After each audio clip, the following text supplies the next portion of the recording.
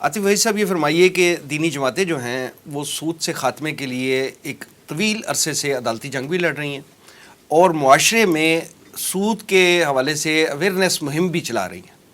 آپ یہ فرمائیے کہ کیا اس منکر اعظم کے خلاف یہ اتنی بڑی جدوجہد کرنا کیا صرف دینی جماعتوں کا کام ہے یا معاشرے کے دیگر طبقات کو بھی اس حوالے سے آواز اٹھانی چاہیے؟ بسم اللہ الرحمن الرحیم. وسیم صاحب، میں سب سے پہلے تو آپ کا شکریہ ادا کرتا ہوں کہ آپ نے اس اہم موضوع کے اوپر ایک مرتبہ پھر افہام و تفہیم کا یہ موقع ہمیں عطا کیا ہے. دیکھیے، یہ بات تو ہر شخص سمجھتا ہے کہ جو منکرات ہیں ان کے ضمن میں ہر مسلمان کی اپنی اپنی ذمہ داری ہے. بالکل. نبی اکرم صلی اللہ علیہ وسلم کا فرمان بڑا واضح ہے کہ من رعا منکم منکرا فلیغیرہ بیدہ فإن لم یستطع فبلسانہ فإن لم یستطع فبقلبہ، اور پھر یہ بھی فرمایا وذالک اضعف الایمان. تو ہر شخص کے لیے ہے یہ حکم. البتہ استطاعت جو ہے وہ ایک شرط کے طور پر رکھ دی گئی ہے کہ اگر استطاعت ہے تو ہاتھ سے روکو، نہیں ہے تو زبان سے منع کرو، اور اگر وہ بھی نہیں ہے تو پھر دل میں اسے جو ہے وہ برا جانو. اور یہ جو درجہ ہے ظاہر ہے ایمان کا سب سے نچلا درجہ ہے. اس اعتبار سے یہ بات تو بالکل واضح ہے کہ یہ ہر شخص کی ذمہ داری، ہر کلمہ گو کی ذمہ داری ہے. ٹھیک. لیکن کچھ طبقات ایسے ہوتے ہیں کہ جن کے پاس چونکہ علم اور استطاعت وہ دوسروں سے ممتاز ہوتا ہے، اس لیے ان کی ذمہ داری بڑھ جاتی ہے. ٹھیک. جیسے حکومت اور ریاست کے پاس تنفیذ کی قوت ہوتی ہے، وہ نافذ کر سکتی اور ہے، وسائل بھی بہت زیادہ ان کے پاس وسائل بھی ہوتے ہیں، اور ان کی ذمہ داری ہے، یعنی ایک اسلامی ریاست کی یہ ذمہ داری ہے کہ وہ اس ریاست کے اندر جو منکرات ہیں ان کا خاتمہ کرے، اور جو معروفات ہیں ان کا پرچار بھی کرے اور ان کو جو ہے فروغ دے، رائج کرے. اس اعتبار سے یہ بات تو بڑی واضح ہے کہ سب سے بڑی ذمہ داری حکمرانوں کی ہے، اور یہ حکمرانی جو ہے اس اعتبار سے کوئی ایسٹ نہیں ہے، یہ ایک بہت بڑی لائبلٹی ہے. دوسری بات یہ ہے کہ اہل علم چونکہ بہت سے معاملات سے واقف ہوتے ہیں اور شرعی حیثیت اس کے اندر کہاں گنجائش کا پہلو ہے، اس میں کہاں ترجیحات کس درجے کی ہیں، یہ اہل علم کو عام آدمی سے زیادہ معلوم ہوتی ہیں. اس لیے اہل علم کا جو ہے وہ فرض اور ذمہ زیادہ بن جاتا ہے. تو اس اعتبار سے دینی جماعتیں جو ہیں اگر اس کام کے لیے کوشاں ہیں اور محنت کر رہی ہیں تو میں سمجھتا ہوں کہ وہ اپنا وہ ذمہ ادا کر رہی ہیں کہ جو ذمہ ان پر دین کی طرف سے عائد ہوتا ہے.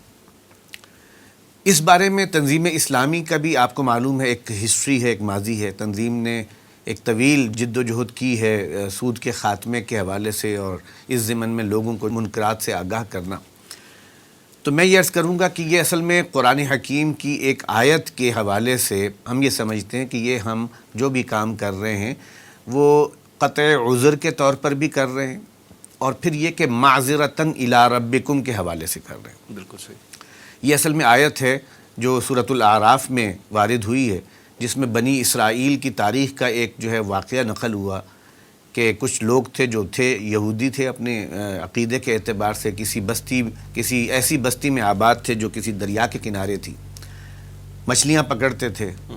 ان کے ہاں سبت کا قانون جو تھا وہ بڑا واضح تھا کہ اس دن سوائے اللہ کی بندگی اور اللہ کی جو ہے عبادت کے اور کوئی کام نہیں کرنا. لیکن انہوں نے کچھ ہیلے شروع کر دیے، بہانوں سے وہ مچھلیاں جو ہیں انہیں ٹریپ کرنا شروع کر دی. میں اس کی تفصیل میں نہیں جاتا، لیکن قرآن حکیم میں جن الفاظ میں ان کے بارے میں کہا گیا، میں صرف وہ آیت آپ کو پڑھ کر اس کا ترجمہ سنا دیتا ہوں کہ یہ جب کام ہو رہا تھا اس بستی میں تو 3 لوگ الگ الگ ڈیفائن ہو گئے، ممتاز ہو گئے. ایک وہ جو یہ منکر خود کر رہے تھے، کچھ لوگ وہ تھے کہ جو انہیں منع کر رہے تھے مستقل کہ دیکھو تم اللہ کے دین کے ساتھ مذاق کر، یعنی اس گناہ کا ارتکاب نہ کرو. وہ نہی عن المنکر کا فریضہ سر انجام دے رہے تھے.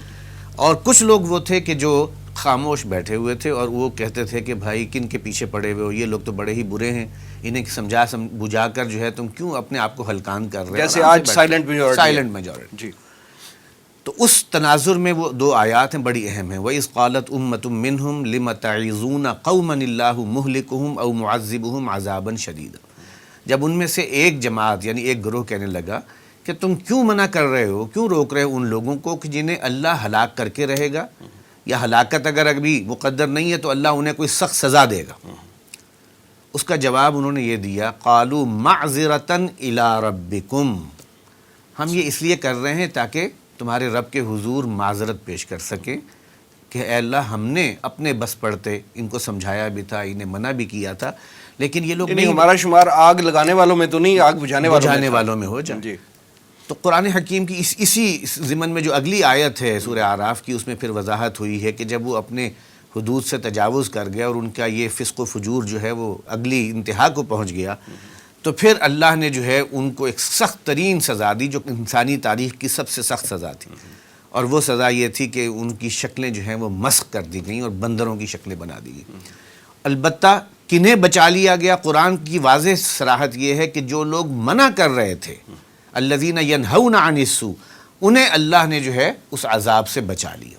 تو اس اعتبار سے یہ اب ہمارے لیے ایک لمحہ فکریہ ہے کہ کیا ہم سائلنٹ میجورٹی میں رہنا چاہتے ہیں یا مائنورٹی کہہ لیجئے، یا ہم غلط کاری میں مبتلا لوگوں میں اپنا شمار کروانا چاہتے ہیں، یا یہ کہ ہم اپنے آپ کو جو ہے وہ ان لوگوں میں، ان کی صف میں شامل کروا لیں کہ جو اللہ کے حضور یہ عذر پیش کر سکے کہ اللہ جو ہماری ذمہ داری تھی ہم نے پوری کی ہے، یہ نہیں مانے اب یہ ان کا معاملہ ہے، اب ذمہ سارا ان پر آتا ہے۔ تو اس اعتبار سے جو آپ کا سوال ہے کہ دینی جماعتیں جو ہیں وہ اپنی جگہ ذمہ دار تو ہیں کہ وہ ان جو نہی عن المنکر ہے، امر بالمعروف ہے، اس کا فریضہ سر انجام دیں، اور عام لوگ بھی ذمہ دار ہیں جنہیں اس کا شعور حاصل ہو جائے۔ البتہ جن کے ہاتھ میں اختیار ہے وہ تو سب سے بڑھ کر ذمہ دار ہیں، خاص طور پر یہ کہ پاکستان کا آئین، قانون، وہ سب کا سب جو ہے اس بات کا آئینہ دار ہے کہ پاکستان ایک اسلامی ریاست ہے، یہاں پر اسلام کا جو ہے نظام نافذ ہونا چاہیے، شریعت کا بول بالا، اور پھر جو لوگ جو ہے اپنی اس حرکت پر مصر ہوں اور ایک منکر اعظم جس کو آپ نے کہا ہے اس کے اوپر مصر رہیں، تو یقیناً یہ بہت بڑا ایک جو ہے جسارت ہے۔ اللہ ہی ہمیں معاف فرمائے کہ ہمیں اس کا جو ہے وبال وہ نہ کہیں بھگتنا پڑے۔